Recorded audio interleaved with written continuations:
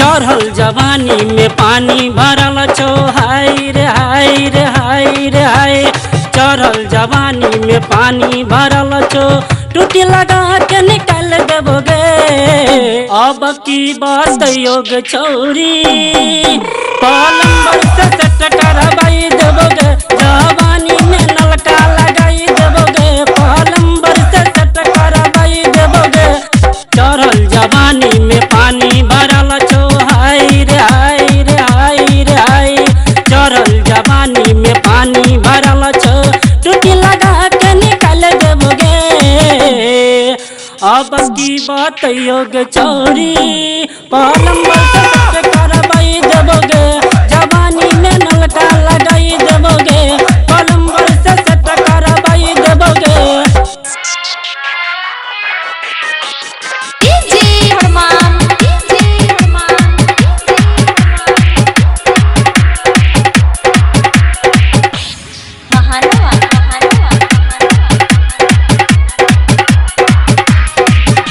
Plumber के गाम ढुआ छे नाम ओकर सीताराम।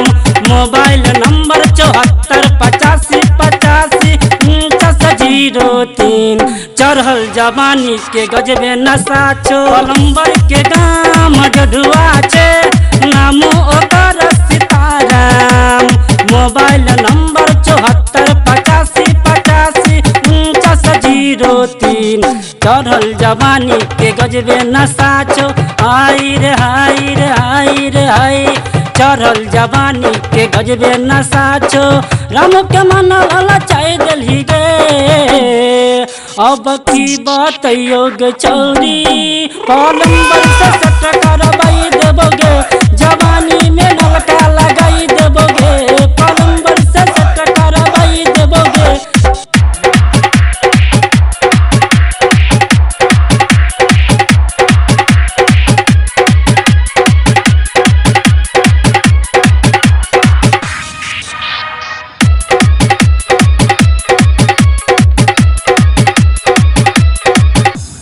कल के तू छोड़ नलका लगा ले फैसिलिटी ले दे जमाना।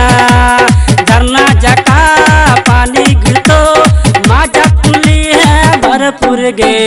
चढ़ल जवानी के गजबे नशा छो। कल के तू छोड़ नलका लगा ले फैसिलिटी ले दे जमाना। झरना जका पानी गिरतो माजा तुली है भरपूर गे। चढ़ल जवानी के गजबे नशा छो हाय रे हाय रे हाय रे हाय। चढ़ल जवानी के गजबे नशा छो सबके मन वाला चाय दिलही गे। अब की बात योग छौरी पलंबर से सेट करवाई देबोगे। जवानी में नलका लगाई देबोगे पलंबर से सेट करवाई देबोगे।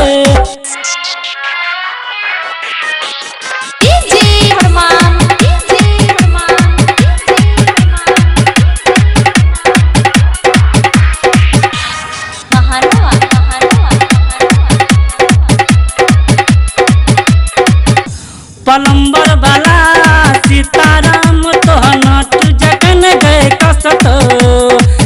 जन धक धक करतो गे पीछा से मोबिल फेंकतो। चढ़ल जवानी में पानी भरल छो। पलंबर वाला सीताराम गए नट तोहर जब कसत। जन धक धक करतो तोरा पीछा से मोबिल फेंकतो गे। चढ़ल जवानी में पानी भरल छो हाय रे हाय रे हाय रे हाय। चढ़ल जवानी में पानी भरल छो मुरारी के पानी खुआई देबोगे। अब की बात योग छौरी पलंबर से सेट करवाई